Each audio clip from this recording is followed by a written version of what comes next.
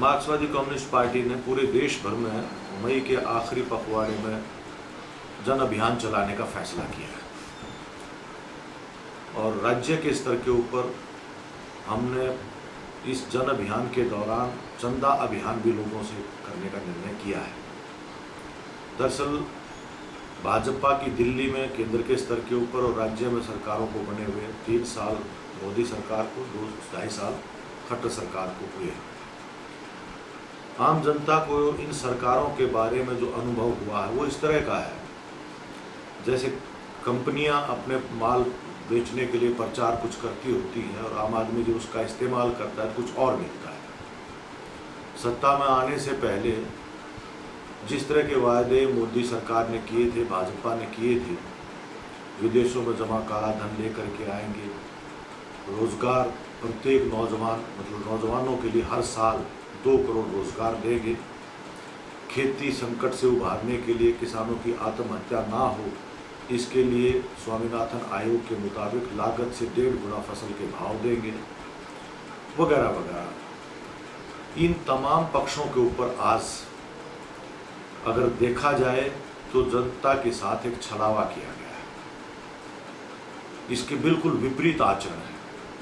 और आज लोगों की वोट जब चुनाव हो रहे हैं अलग अलग राज्यों के स्तर के ऊपर, तो अन्य मसलों को उभारा जाता है।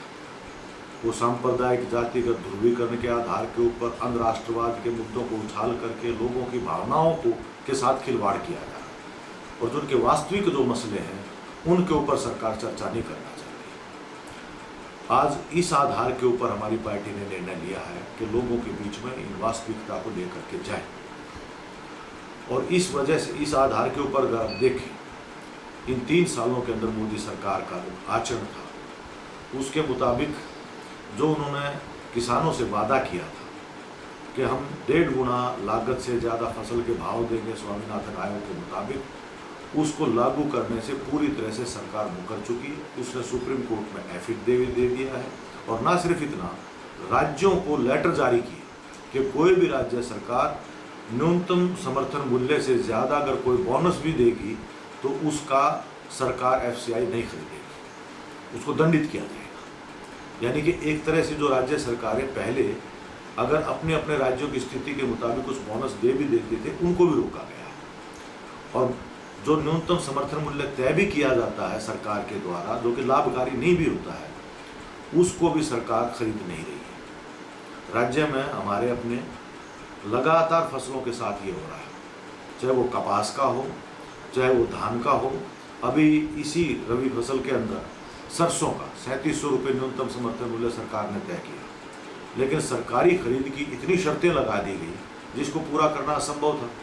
इसलिए मजबूरीवश किसानों को 3300 रुपये, 3200 रुपये, 3350 रुपये के भाव के ऊपर सरसों बेचनी पड़ी। ये सरकार पूरी तरह से बड़ी कॉरपोरेट, बड़ी पूंजी के लिए काम कर रही है और उसका सीधे तौर पर प्रमाण ये है कि आते ही मोदी ने किसानों की भूमि अधिग्रहण का जो कानून बना था यूपीए सरकार के दौरान लंबे आंदोलन के दबाव में जो बनाना पड़ा था, जिसमें बीजेपी भी शामिल थी उस कानून को बनवाने में, आते ही उस कानून को बदलने के लिए अध्यादेश जारी किए, 3 बार अध्यादेश जारी किए। जब वो ये कानून बनाने में सफल नहीं हो पाए, किसानों का प्रतिरोध हुआ, उसका तरीका इन्होंने निकाला है कि अब अलग अलग राज्यों के स्तर पर इस तरह के कानून बनाओ ताकि बड़ी पूंजी के लिए जमीन अधिग्रहण करना आसान हो जाए। हरियाणा के स्तर के ऊपर भी बड़ा इन्होंने एक छलावेपूर्ण तरीका ये अख्तियार किया है, स्वैच्छिक भूमि योजना के नाम पर। खुद अभी 4 दिन पहले जींद में हमारे मुख्यमंत्री खट्टर जी चौधरी वीरेंद्र सिंह की उपस्थिति में एक जनसभा को संबोधित करते हुए कहा है कि हमने एक ऐसी योजना बनाई है किसानों के हित में कि जो भी किसान अपनी ज़मीन बेचना चाहता है वो अपनी मन मर्जी के भाव से पोर्टल हमने एक बनाया है उसके ऊपर डाल दें। लेकिन खरीदेगी किसकी? जिसके सबसे कम भाव होंगे सरकार उस ज़मीन को खरीदेगी। इस तरह से सरकार किसानों को जो आज खेती क्योंकि संकट में है, मजबूर किसानों को मजबूर किया जा रहा है कि वो सस्ते से सस्ते भाव पर अपनी ज़मीन को बेचें। कर्जा माफ़ी की मुक्ति का सवाल आज अलग अलग यूपी की सरकार के लेवल पर चुनाव घोषणा पत्र किए गए। हम लगातार ये मांग करते रहे हैं कि कर्जा माफ़ी सिर्फ एक राहत तो दे सकती है, और वो ज़रूरी है, क्योंकि बड़े बड़े पूंजीपतियों के जब कर्जे माफ़ किए जा रहे हैं तो किसानों के कर्जे क्यों नहीं माफ़ किए जाए। लेकिन उसके साथ साथ ये भी ज़रूरी है कि जो भूमिहीन काश्तकार हैं, जो ठेके पर, साझे पर, वादे पर खेती जो करते हैं, उनको भी सस्ते दर के ऊपर सार्वजनिक बैंकों से लोन मिल सके, कर्ज मिल सके। वो प्राइवेट सूदखोरों के आज चुंगल में फंसे हुए हैं, उसका सर्वे हो, कोई बोर्ड बने, आयोग बने, जांच करो कितना है, उससे उसको चुंगल से कैसे निकाला जा सकता है। इसके साथ साथ खेती के अंदर लाभकारी मूल्य जब तक नहीं होगा, लाभकारी रोजगार नहीं होगा, बात नहीं बनेगी। उसके लिए आपको उसके लागत के खर्चों में भी सरकार को निवेश करना पड़ेगा। इन्होंने सिंचाई के लिए कहा था, नारा दिया था, हर हाथ को काम, हर खेत को पानी। उसके ऊपर क्या हुआ? आज लोगों को इसके ऊपर विचार करने की जरूरत है।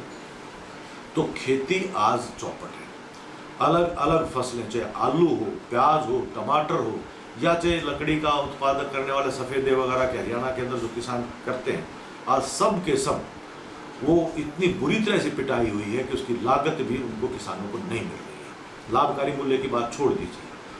तो इस तरह से ये सरकार बड़े कॉरपोरेट के पक्ष में काम कर रही है। इन्होंने गेहूं की खरीद को, जो पहले आयात के लिए 25% आयात कर था, उसको जीरो कर दिया, बिना करके बाहर से आयात की इजाज़त दी।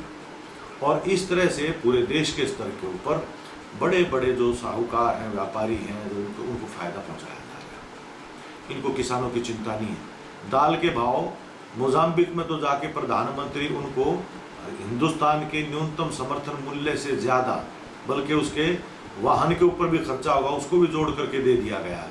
लेकिन हिंदुस्तान के किसान जो दाल उत्पादक हैं, उनको न्यूनतम समर्थन मूल्य भी नहीं मिल रहा है। तुर के, अरहर के 5,050 रुपये सरकार ने तय किया, 4,000-4,500 जगह जगह के ऊपर ये भाव मिल रहे। तो कुल मिलाकर के आज खेती किसानी को बर्बाद किया जा रहा है। इसका नतीजा ये है कि मोदी के राज में कांग्रेस के राज से भी ज़्यादा आत्महत्याएं किसान कर रहे हैं। यूपीए राज के मुकाबले 41% मोदी के राज के अंदर आत्महत्याओं की रफ्तार बढ़ी है। 1 मिनट ब्रेक।